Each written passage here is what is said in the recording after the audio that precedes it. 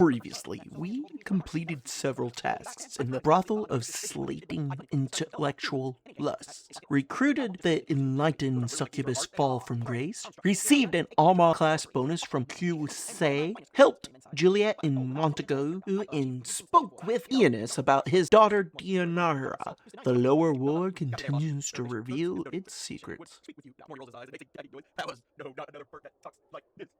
Introducing Primordius Gamer. Planescape Torment. Enhanced Edition. Playthrough Pot. 19. Okay. So, trying to get some of these quests taken care of. These ones I'm not sure at the moment. Need something to make him forget, so not finding any potion, and that after that that'll solve that. So that one, I guess I'd have to go back to the spot to figure that one out, and I'm pretty sure that's like just main quests. So let's see.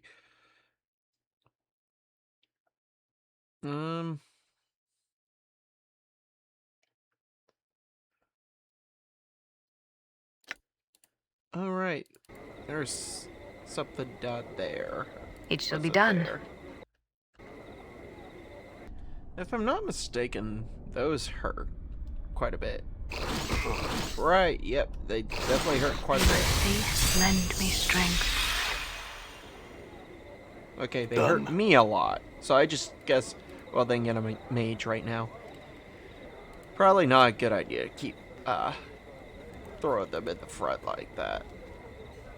Let's go check the art gallery. I kind of did that one quick and brief. Maybe, who knows, maybe one of the things will be art related.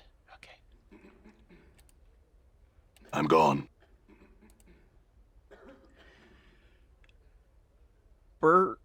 Dark birds of Orchithus, several shards of black crystal or ice swirl within the freezing wind that this ornate pedestal gives forth. Each shard looks razor sharp. Touching or grabbing one could be perilous. Perilous? Is that supposed to be perilous? A placard on the pedestal reads, "Dark birds of Oculus. Touch, grab, leave be."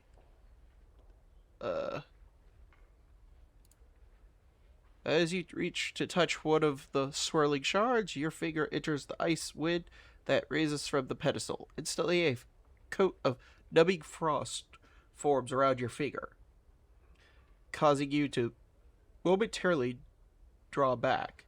Place your finger back in, touch one. This does not seem like a good idea. You thrust your finger into the frigid, numbing wind. Unbeknownst to you, your finger freezes solid as one of the black shards spins into it. Your finger it breaks off with a sharp creak and goes skittering across the glacier floor. The ice dark bird remained in their whirling orbit as you wait for your fingertip to grow back. Well, that's interesting. What about this? This paint depicts a shore screen with a wide reddish orange sun setting behind a peninsula or large jetty. The sea, though unoriginal, is breathtaking. The play of the fading daylight across the water is captured perfectly, but staring at the painted sun for any length of time makes your eyes ache. A placard reads, "Surface of Thalasia." Touch the painting. Oddly enough, there is nothing unusual about the surface of the painting. That's good. The painting shows an enormous granite keep, a hideous thing, long and low, covered in leering gargoyles, suspended in what looks to be the night sky. A cloud of crimson and of violet vapors swirl in the background. Along the right side of the painting, a placard reads simply "The Library." Okay. The Matrix. The hundreds of chips of translucent green glass which make up this stained glass window don't appear to be held together by anything. Frames, boundaries, the shards ripple and move in slow waves, causing bizarre patterns to fluctuate across the window's surface as various portions of it refract the gallery's lights in the different directions. A small placard beside the window reads Arcadian stained glass windows. Glass. You reach out to touch the undulating glass shards, but find you cannot do so. Your hand stops just short of the surface of the glass. You succeed only in brushing your knuckles. The glass may as well be sheet iron. Oh, that's interesting. Probably should say it before I mess something up. Okay. This painting is a dark cityscape, a faraway view of some giant center of civilization being burned to the ground. The streets of the place are empty, however, absent of soldiers, refugees, and even corpses. A placard reads, "The Folly of Udu." This looks to be a subterranean landscape, a massive cavern interior filled with colorful, faintly luminescent, gigantic fungi. A placard reads, "Veil of Beneath Clingadin." Yeah, I'm not reading that anytime soon. This is a portrait of Gorstane hook-nosed old crane. The hag's flesh is a sticky blue-gray color. Her eyes glow red like the embers of a dying fire. Her chin, long and sharp, juts forward in an extreme underbite. Two yellowed canines protrude upwards from her lower jaw like small tusks. The smile upon her withered purplish lips speak of a horrible secret. A placard reads, "Grey Hag of Oyens." Oh. As you begin to turn away from the painting, something in it draws your attention. A strange tingling sensation rises in the back of your mind. A memory beginning to surface. Try and recall the memory. You recall standing confused in a maze of briars. The hideous crone from the painting is before you, cackling wildly. You grit your teeth in frustration, wondering why she's laughing at you. "My poor, dear, lovely Madeleine," she croons. "Why, that was your first wish." She points a single bony-clawed finger at your forehead. Your temple begins to throb painfully, and you can remember nothing more. Well, who was it that told that story? Because I might... Maybe because that sounds like that one story that the storyteller told. Or was it one of my friends? Either way, I do remember that. That might connect. I don't think I touched the statue, but it triggered, okay. Maybe I accidentally clicked it. The statue looks like it is about to make some angry proclamations. The sculptor has captured the essence of a fury magnificently. The church-lined tits lines around the neck and forehead alone must have taken a many long months to get correct. Fine cracks run over the entire statue, and there is a plaque attached to its base. Read the plaque. The plaque reads, This statue is believed to be the final fate of the Etherian sorcerer Gig Rog. Yeah, I'm okay. Attacked by a conclave of rival sorcerers at the height of his dream madness. He was imprisoned with a spell that turned his flesh into stone. That mage is said to have...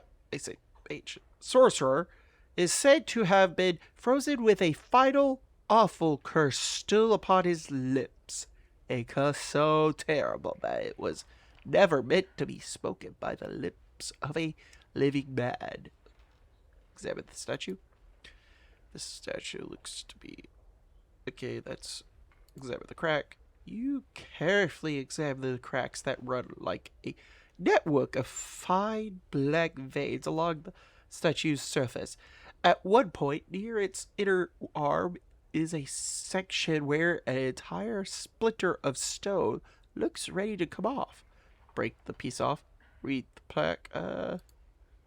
You reach for the section of the forearm where the cracks have formed. Grip it firmly and yank. To no avail. You'll need a hammer to break the stone, and a small one. The limited space between the statue's arm and body needs a large one. What? It's a large one. One suitable for combat, for instance, won't work. Okay. Okay. Something to remember. That's moving. The surface of this painting, a wild collection of vivid colors, ripples constantly as if it were the surface of a pond during light rain. A placard reads, Wave Motion Study Number 7. Touch the painting. You place your palm against the canvas. You cannot feel the ripples themselves, though a cool tingling sensation passes through your head at first contact. Okay. A brilliant ruby statue stands on this pedestal, carved into the image of a winged humanoid. The figure is either demonic or angelic in nature, but it is difficult to tell which because it refracts the light in the gallery strangely. There is no placard indicating what exactly the silhouette is. Interesting. Statuette. All right. I wonder if how many, like maybe it's purpose like done this way, or there's going to be a lot of things I have to come take care of it here. A massive horde of beaten lead wound with a brazen chains. The horde is horribly mangled, as if something terribly forced it had tremendous force had crushed it. Jagged blades protrude along its length, almost as if it were meant to be used as a club by some gigantic creature, as well as a battle horde. A placard mounted beneath the horde reads, Cleansing Horde of Churud. Put your head against the wall and try and blow the horn. That sounds like a horrible idea. We're going to see how this goes. Try as you might, you get no sound to issue from the massive horn. Your lips come away with the masterpiece tasting of blood, smoke, and metal. Wait, was that metal or battle? A painting of tall, black cliffs against a blood-red sky. There looks to be figures hiding amongst the crags of the cliff, but whenever you squint at the painting to try and make them out, the image fades into nothing. A placard reads, Outland Rioters. I'm almost done with this place. An animated blood iron chain, coiling and uncoiling upon itself. The chain itself seems to blend and weave like the spine of a snake. A small placard reads, a chiton's animated chain from jangling hater. Touch the chain. The chain is slightly warm to the touch, as if it were alive. You notice that the various barbs, teeny hooks, needles, and other small sharp bits are welded along the chain's length. This painting, an abstract work of greens and purples, wreaths and ripples as it is watched, closer examination reveals the actual painting image is changing rather than the canvas itself. A placard states, Moment's glance from the walls of Mochima. Well, touch. You place your hand upon the painting. As you had suspected, it is not that the canvas is physically moving, but the painted image itself is changing. You know, this museum probably hates me. I'm over here touching all their stuff. This painting shows what looks to be an infinitely long stream of bilious green gas, stretching off into the darkness. The horizon of a blasted rocky plain can be seen in the lower right-hand corner of the painting. What is given the impression that the head of the green cloud is rearing to strike down upon it. A placard reads, Hazazoth of the consumption of... Yeah, that, no. Okay. Oh, wait, this is a painting? I didn't realize that before. Is it just one? A set of 4 paintings, yep, which portray an empty beach in the dead of night. The air around the painting smells faintly of brine, and the painted sea seems to ebb and flow across the darkened shore. A place reads, Karstothran Shoreline. Sniff at the painting. Oh, God. I suppose that's better than touching the painting. The surface of the painting smells strongly of sea air. You place your hand on the painting, not knowing quite what to expect, but it is merely the texture of painted canvas that you feel beneath your fingertip. Okay, I think that's everything. It's just looking at their names. That's just a normal person, but this person's named Yvana. Was there another? Oh, there's Sensei. Okay. Probably should have been checking that earlier. Okay, one name person. Maybe they can give us more information. Oh, I don't recall. Touch that, but before you is a well-dressed elderly woman in a gown of peach-colored in golden threads. She stands quietly, her hands folded together, firmly. and nods in your direction. It is then that you notice that she has no pupils. Her eyes are entirely white. Greetings, sir. I am Yvana. Welcome to my gallery. Feel free to look about, spending as much time here as you like.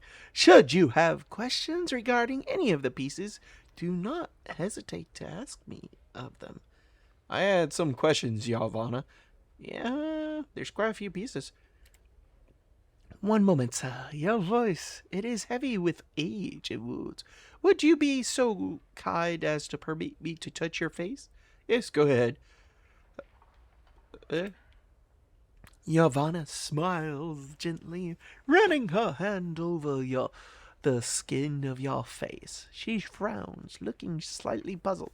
So many scars, both old and new. They seem to... She touches the side of her your throat. Flushes, then pulls away. Pardon me, sir. I was curious to see how far they went. It's fine. And they're everywhere. My whole body is scarred. Just don't do it again. Old woman. Oh, jeez. Okay. Yvana nods. I had some questions. Of course, please. I had questions about one of the pieces. Okay. You look familiar to me. Do you know someone named Yves? Oh. Oh. She's the storyteller. Well, let's see. This is my daughter. For a moment, there is a hint of sadness in the milky whites of her eyes. We no longer speak to one another. Why is that? There is nothing to be said between us. She has gone off in pursuit of stories, for reasons I am unaware of. She told me a tale that might answer that question. I had another question. You haven't raised an eyebrow? Oh, tell me, would you please? I'd most appreciate it, sir. Tell her your story of her endless quest for the tale that holds the truth she seeks. Another tie, perhaps. You have a nod slowly. I had no idea. I will see her now. I thank you, good sir, for bringing me this news of my only daughter. As she speaks, color slowly bleeds into her pale irises until her eyes are a brilliant shade of green. Your eyes? Can you see now, Yvana? She nods, smiling. Okay, we just gave her eyesight. Of course, please. So we could ask about any of them. Okay, guess start top down. A stained glass window found hovering on the third layer of Arcadian's 32 year ago. Oh, what? The third layer of... Okay. Foretelling a scene that had yet to occur. When the event came to pass, the images faded to leave what you saw behind. It is believed to have captured both the light and the darkness from the orb of night and day on Arcadia. Then slowly released it, creating a brief but slow fade of dawning in dusk, but only within the glass itself. Orb of night day? Or, okay, Arcadia is a plane of peaceful order, also known as the land of perfect good. The orb of night and day is a sphere set in the top of Arcade's highest peaks. Each half emits either light or darkness. The turning of the orb gives Arcade its day and night. Okay, next one. Battle Horde. The cleansing horde, a horde of beaten lead, metal drawn directly from the cube of Archarion. It is said that cleansing horn last sounded where the companies of the Jackal and the Gouged Eye clans met for their battle at the Disputed Lands. Legends tell us that this hard power was used near the battle's end to draw the floating cubes together, crushing the routing companies of the Jackal before it could escape. Cubes? Aracha? Aracha is a plane of harshly enforced order, where conformity is more important than good. It is composed of gigantic metallic cubes which float through an endless void. Mini cubes are large enough that cities or entire kingdoms have been built upon their faces. Okay. The dark birds of Archthus. Updated my journal. Okay. All of the are chipped from the great magical sheet of black infinite ice that rests in the black belly of the plane of Archthus. Yves pauses, tapping her chin. It is said that the sheet of ice is the final destination of the river state. May I have to double check. Plus, we'll double check that in a second. That the recollection of all that have plunged into the state's memory, destroying waters. State's memories destroying waters. Still alive for Oza with it. Okay. Well. Okay, so we go grab one of those. Maybe I was thrown into that river. The river Stytes. If the water of Stite destroys one's memories, would this ice from Urchins do the same? Let me... It could only assume so, yes. Well, okay, that gives us one answer. Though, grabbing it caused issues. The rubies... So, that piece was found in a cathedral in the fertile fields of Elisud on the first layer of Arborea, the untroubled, where it bordered the river Oresius. The name of the piece is not known, but the skill and craftsmanship are believed to be one of the most striking examples of gem crafting in the Plains. The mere way in which the piece captures, distills, and enhances the light through its facets is part of its breathtaking wonder. It seems to bring to light the possible ideological connection between even the most evil and the most purest things in the multiverse. Fascinating. Okay. The chain comes from the city of Jagelhiter, the city of chains that hangs on Minaru's third layer of Baitar.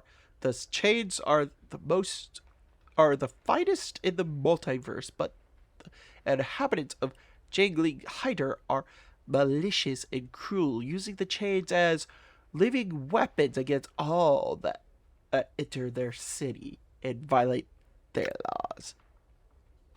Chirons move about the city of chains as spiders upon webs, embedded in chains woven tightly around their bodies. Chitons possess a power known as the gift of chains, which allows them to manipulate chains with their minds. It is believed that my gallery's chain was animated during a battle in which the Chiton controlling it was slain with a cursed hammer, its life essence then passing into the chain itself. Okay. The statue of the Screaming Man. The statue is believed to be the final fate of Syrian sorcerer. Yeah. Attacked by a conclave of rival height of his modest, blah blah blah. Okay.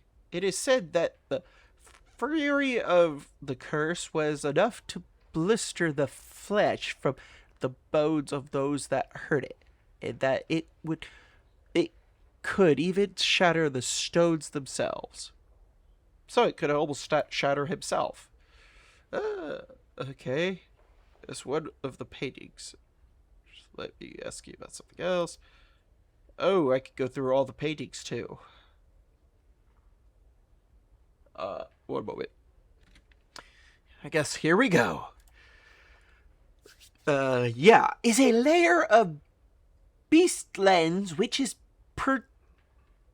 perpetually shrouded in night, filled with all manner of animals that stalk their prey in the darkness. A painter who had fallen in love with a cat lord and followed her to her homeland gave the painting to me. Never did he reveal to me the secrets of their construction. Okay. Outland Raiders. An interesting piece, yes. The painter managed a most interesting effect with the forms and the cliff's shadow. The woman who brought me this piece told me she found it in an abandoned camp on the Outlands. The original painter was never found. Presumably, they were slain by the same raiders whose image they captured in the painting. Okay.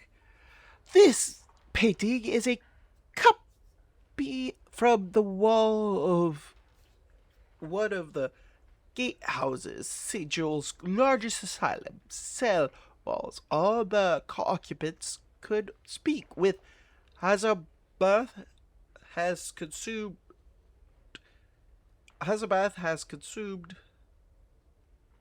a bit frightening, I think. What? A bit frightening, I think, but a fine painting nonetheless. Surface is the sea in which the river Oceus, which winds through most of all the plains of Elysium, begins and ends. The piece was painted by one of the many island inhabitants. The library. I know very little about this piece. It simply arrived on the doorstep of my gallery one day, swatched in black cloth and labeled "From the Cathedral." One knowledgeable patron hypothesized that it might be some great sorcerer's fortress, suspended within a dimly plane of their own creation. Okay, that's something to keep in mind. The Folly on Dew. The painting illustrates one of the legends of the prime world Koha. Adu was a wizard king of such skill and power that he set to casting a spell that would turn himself into a power, and the people of his great nation into divine serpents. With the spell's completion, lightning crashed down around Adu's palace, setting it ablaze, and before the thunder had died away, the city was empty. Not a living thing to be found. Over 70,000 people vanished without a trace. In a heartbeat. No one knows the fate of Adu and his people. I wonder if this literally is all foreshadowing what we find later. Or what we could find later. Bullbog Stone-Nosed sold this painting to me. It is of a field beneath Mountain Clangton, the home of the dwarf in Hebrier, spirits of the upper planes who serve as guardians or warriors in the planes of Argo. Okay. No. Grey Hag of Onions. This is said to be a, a portrait of Ravel Puzzlewell. Well, that explains a lot. Kinda was suspecting such. Very likely the most evil hag ever to have terrorized Grey Waste and beyond. What do you know of even Puzzlewell? She is a night hag, one of the eldest Grey sisters of the Wastes, who came to Sigil many centuries ago to pursue arcane experiments. It was believed that these experiments were against the lady's will, and that Ravel was thus banished from Sigil, imprisoned within one of the lady's mazes of the ethereal where her body rests to this very day. Go on. Ravel was said to have been a master of riddles and puzzles, but was believed that one question in particular, was said to have plagued the ancient night hag. What can change the nature of a man? Go on.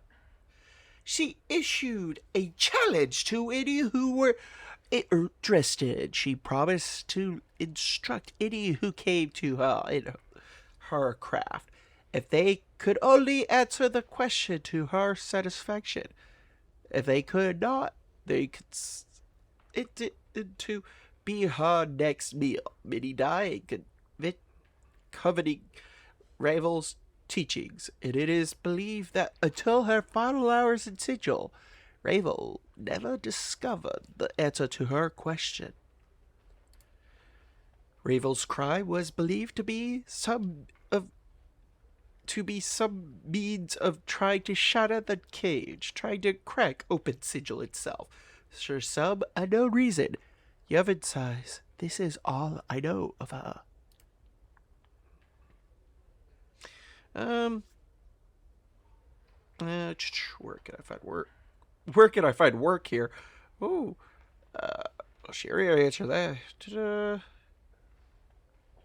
Okay.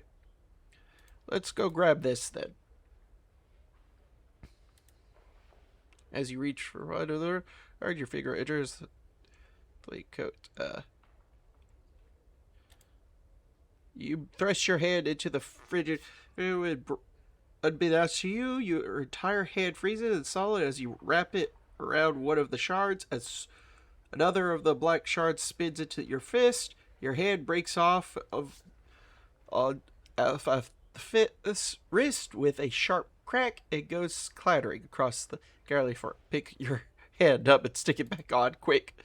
You pick up the frost-covered fist and thrust it onto your bleeding stump, noticing that the black shard you grabbed, a razor-sharp shard of, has already melted away to nothing. It looks like you'll have to catch it in something that will keep it cold. Eventually warp it,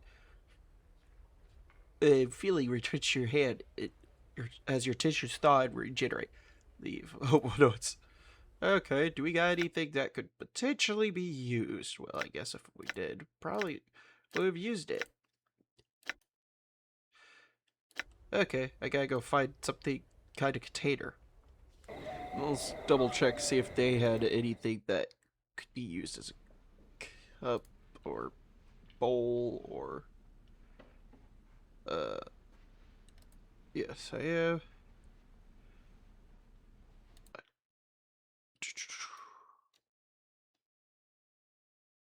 Hang on. Oh, this should definitely do. Icy cold, whatever the surrounding temperature, 299. Okay. Keeps it. Okay. Let's see if this will do the job. Done. Ah. catch one in your frost ale mug. That's not what it was. You dip the mug into the icy wind, raising from the pedestal, catching a small shard with a slight clank. Peering into the mug, you see that the dark bird is a razor-sharp sliver of black ice. Only the mug's magic properties prevent the shard from melting away to nothing. Oh, well, sweet. I guess it was that or find a thermos somewhere. Merriman squints up at you. Well, have you something that will wipe my mind of these accursed memories? I certainly hope you haven't returned without. You'll never get the keys to Dolora's heart that way. Here, take this mug. It holds the dark bird of Orchanthus, a sliver of ice from the river Styx. It should wipe your memories clean. Perhaps. Merriman takes the mug and removes a piece of paper from his pocket. He tilts the mug back, takes the piece into his mouth. It melts instantly, leaving him with somewhat startled expression. Raven? Updated my journal. Oh, look at that experience. Merriman looks at you, confused, then at the paper in his hand. He reads along. Congratulations, Merriman. You've begun again. Take the man in front of you and give him the key in your pocket. Speak to Splinter, the man at the door to this building, for more information. He looks to you again. Well, it would seem I owe you this. Ooh, thanks, Gatel. Here, take this key. I'd best find this Splinter fellow and find out what's going on. Thanks, Merriman. Good luck. I'm gone. Well, at least he planned it out. And not a single one of us leveled either. Jeesh. Well, let's go ahead and go run back over here. And go give Dolora her, I'm gone. Oh, hello, Ecco. Where's Dolora? She's in her room. Dolora's eyes flash as she sees you. Did you find him? Has he agreed to return the keys to my heart? Yes, I have the keys to your heart. Here they are. Updated my journal. Dang! Look at that experience. At last, as she takes the keys from your grasp, her hands brush against yours. Her skin is dry, but ice to the touch, like cold metal. These will be of great use to me. I thank you. Of course, Dolora. I had some questions. Of course, I will answer what I can. I was hoping to learn more about your nature. What are you doing here? Can you tell me about this place? What can you tell me about this? Yeah, that's a good one. These two are good ones too, but this one, I think she's the only one that can. Updated my journal. Yes, her name is Ecco. Her voice, in fact, her every means of communication was stolen and destroyed. Ecco's words once wooed away the paramour of the godling Paramecia. Paramecia, in a jealous rage, tore away Ecco's voice, sealed it within a crystal vial, and hurled it into a megalomerge's maw. Ecco's voice is forever lost to her. Only another, a new voice, could return to her the ability to communicate once more. I know this because I spoke to Paramecia's paramour myself once. I had another question.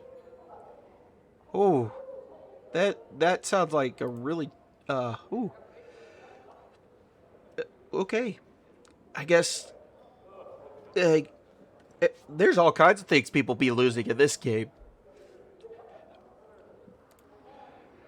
I will assume you mean her personal set, which she alleges has been stolen from her by one of the prostitutes here. I do not know which whom it now rests. You may wish to ask Nanny, however, as she sees much of what occurs. How could someone sit be stolen? Vivian's utilizes an aspect of the art to create change and enhance the olfactory aspects of an object, living or dead. Perhaps the thief knows some of these skills as well. Her scent would have to rest in an object, however, and not on the thief. Were the case, else Vivian would have known by their smell. Okay. Dolores shakes her head. I have not seen Marissa's veil since she last wore it outside her chamber. That was some time ago. She shuts her eyes for a moment, then speaks again. Niddy sees much of what goes on here. You might do well to ask her if she has seen anything that might help you. Okay. Well, I know that she was, or is, should she still be numbered among the living, a night hag of great power and instable evil. Okay. The Lady of Pain banished her to an extra-dimensional prison for crimes against the city of Sigil. You would do well to speak to Yves of her. She knows a great many tales and can likely tell you revels. Okay.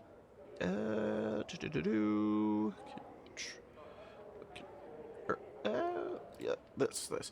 Throws blinks. Merriman never told me much regarding my constructions. I know little of the inner workings of my body, much as you likely know little of yours. Well, considering I was for a bit carrying around bits of my internals, this game is really interesting when it comes to that. Outwardly, though, I am a human woman in all respects, save for the texture and temperature of my flesh. Does that satisfy your curiosity? What about your mind, your emotions? What do the keys do exactly? Its functions are as much a mystery to me as any humans. When I first came to this place, I did not understand emotion, nor have any of my own. I have feelings now, though I am only beginning to understand them. What do the keys do exactly? I can only assume that Merriman made the keys so that there would be no risk of me drawing away from him before he had tired of his experiment. Now that they are in my possession, I am free to develop and possess my own emotions. How does your mind work? And you have emotions that... I think it's fictions. Yeah, okay. I, like the other women here, am a student of Mistress Grace. She tutors us in the ways of dialogue and verbal... Okay. Most of the students will go on to become members of the Society of Sensations, having come to study beneath the mistress in preparation for the functions initiation's rites. Do you enjoy it here? I'm learning much. This pleases me, yes. She smiles for a moment. The expression seems awkward on her pale face, as if it was somewhat foreign to her. You mentioned Society of Sensates? You had said something about initiate rites. You would do well to seek the answer to such questions from Mistress Grace. She would explain them better than I might. Okay. Yes, I can The Brothel of Slaking Intellectual Lust is a school. Its prostitutes are tutored in the ways of dialogue and verbal intercourse. I would recommend you speak to the establishment, its proprietors, Mistress Grace, should you require a more enumerated explanation. Okay, I think that's got it all. Yep. In knowing the teachings of Zerthamon, I have become stronger. About time someone leveled. Ooh, those were a lot of, Yep. Okay. Fighting skills have improved. 5 points. 1 point from Con. Alright. Shout. Hey, prep, hooray! Okay. I'm gone. Let's go talk to Danny, who's currently running away. Okay. Well met. Good sir, I'm Danny. I'm sorry, I knew you looked... Oh. How are you? This finds... Oh! We've met before! Danny giggles, smiles gleefully at you. I'm sorry, I knew you looked familiar, though. That's alright, Nitty. I had some questions. Okay, what are you doing here? Can you tell me about this place? Oh, Ecco, she's a mystery one, isn't she? Do you know? She never speaks truly. Nitty leans in and lowers her voice. I think we've already asked that of her. Okay. To-do.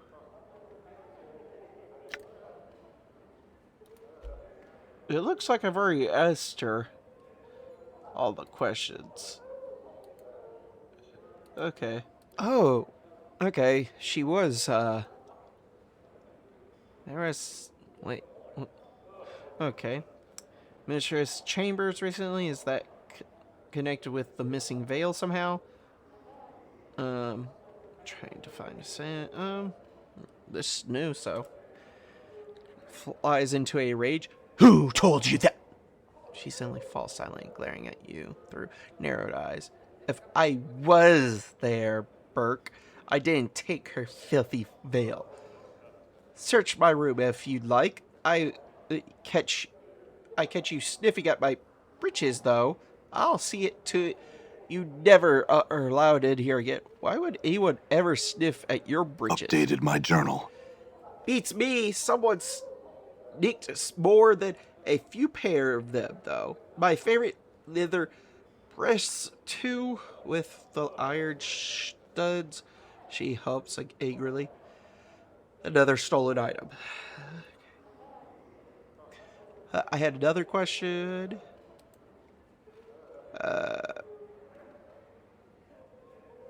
Yeah, okay. I think I've already actually checked her room. Yeah. Okay. Let's go see what Nitty says about this.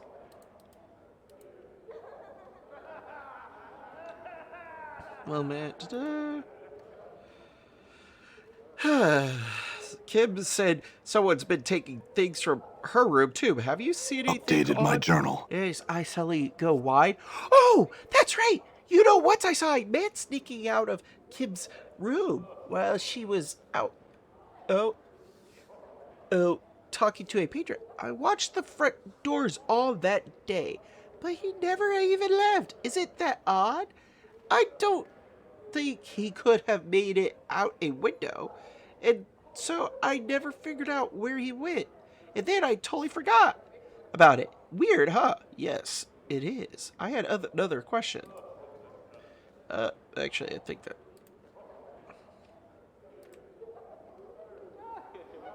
This is Lewis. Can you return to your normal form? They told me she saw a man leaving Kim's room. I think that was you, Lewis. Oh dear, yes, I had heard about that. Most unfortunate. Did you ever have an exquisite pleasure of breathing in that scent of hers? The armorer's drawer seemed to shudder with delight.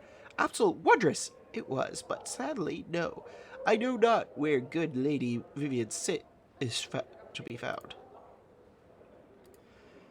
I heard she used to walk about in Crimson Vale, but she had recently taken it to her room and darkened. I do not know what had occurred, so this veil of hers is missing then? You think? How could you? Wait, what did I say? Hey, you be so alarmingly rude, so lucrative presumptions as to spout forth such an accusation without being absolutely certain of your charges. How dare you, brashy cur? Why, I ought to... As Lewis rails and curses, his drawers open and close, you notice a small bundle of crimson cloth tucked along some cloth. The repeated opening and closing as the armor drawers make it difficult to grab. However, make a try. Wait for an opportunity to grab it. You stand poised at the edge of the armor. It keeps gabbing on, but never seems to stay open long enough for you to grab the cloth. Try and snap your hand.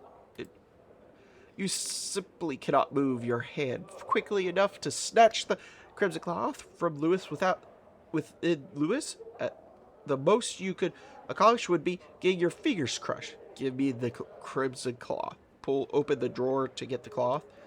Big and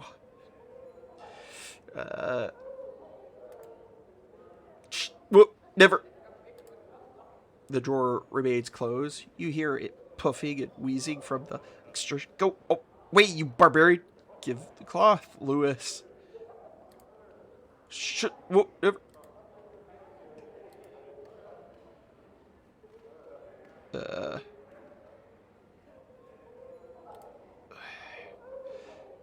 So, please stop that rubbish. It is quite tiresome and transcends all known meaning of the word boredom. Stop! How dirty stall! You're making me quite drowsy. Keep begging and whining. The armor yawns, exposing the crimson cloth where it rests snugly beside some undergarments. You dart your hand in and seize it before the drawer can close itself, tugging it away. You notice that it is perfumed with a light extract, most pleasant fragrance. Damn it, you rogue blackguard, Sunderell. You give that back this instant. That's not yours. This is extremely personal garment that belongs to a lady of this establishment, and they would not appreciate you fondling their private things. Oh, but it's all right for you, wooden pervert? Yes, forever. Farewell, Lewis. I'm not doing anything so criminal and malicious as you are. I am merely soaking in sensations necessary to my growth as an individual. Yes, farewell, Lewis. Okay. Well, Vivian greets you with a polite half smile. Had you any luck in finding my Sid, perhaps? Yes, I found it in the red veil. Updated my journal. Ooh. We're getting a lot of experience this time. Vivian's eyes light up. Oh, how simply wonderful. She takes the veil from your hands, mutters a few words over it, and returns it to you. She shakes out her crimson hair, and in moments you are surrounded by the most intense, exotic, and arousing scent you have ever had the pleasure of smelling. That smells great. It does it not? She smiles at you, and as you have done a favor for me, so I wish to perform one for you. Stand close to me, Scarlet One. Approach her. You step closer to Vivian. She takes your hand and, turning it over, takes a single cautious sniff of your wrist. Phew. She wrinkles her nose. Vinegar or embalming fluid? Here, I will remove this smell from you. She mutters a few strange syllables, and a light tingling sensation spreads over your skin. In moments, Your chemical reek lessens substantially. Substantially. There, how is that? People should be less eager to avoid conversation with you now. Thanks, Vivian. Farewell. I feel stronger. Crimson increase. Yay! Two of us have leveled up. Okay. Okay. And Mirror's cold, cruel voice hisses from out of the darkness. It returns. You have a reason for coming this time, I trust, or just more of your pointless questions. Actually, I brought your Crimson Veil. We're getting a lot of experience this time. Actually, then would you please hand it over? Of course, here it is. Wait, I'll need something in return. Updated my journal. You hold the Crimson Veil before you and feel her take it from your hands. Ah, yes, much better. Two shining points of red light appear before you as she opens her eyes. So that's what you look like. Perhaps I would have been better off with my eyes shut. Watch that fork tug of yours, Marissa.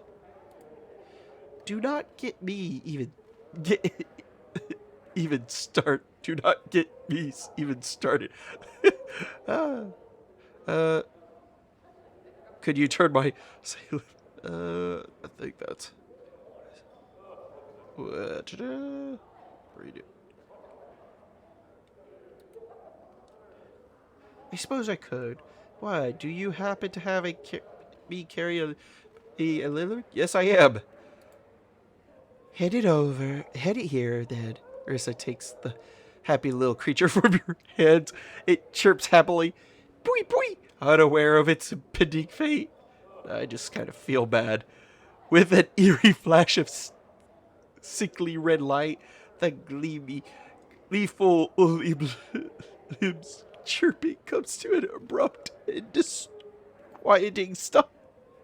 Marissa places the limb, now a thing of cold, heavy stone in your hands. Thanks. Thanks, Marissa. Oh.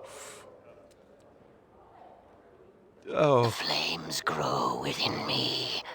All right. That's probably not something a lot of people want to hear, dude. Oh, wait, that's Dolora. She's right over here.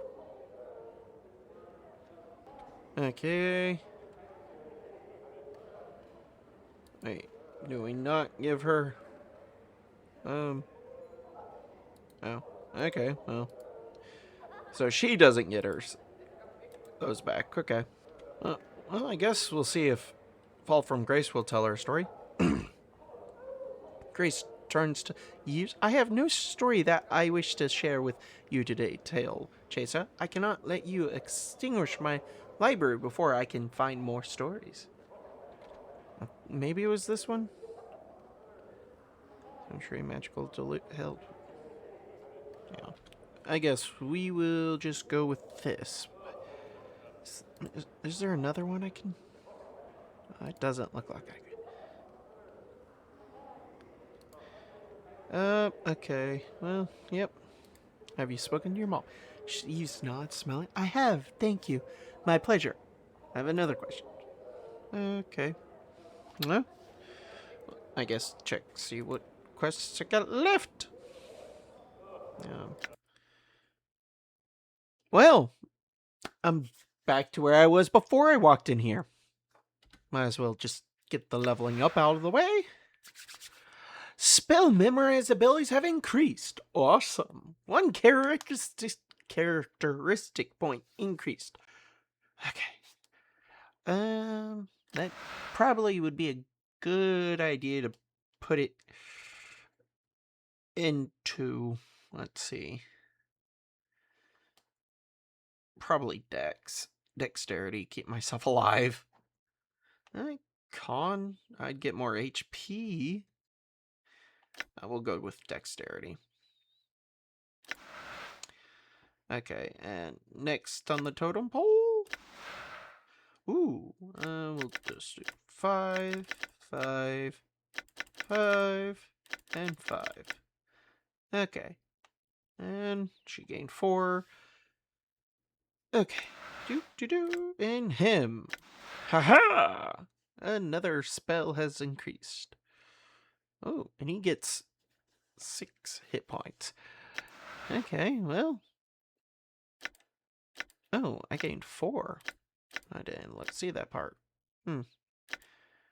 Well, only Morty and our newest member have not leveled this part. Hip hip hooray. 4 out of 6 is not bad. I guess. Done. Maybe another. Yeah. We'll see what he has to say next time. Oh, you're still here? Well, you are in luck. On my post stab, I regularly have polls on what game I'll play next. Give it a look. Don't forget to like and subscribe. Thank you for watching. Primordius Gamer out.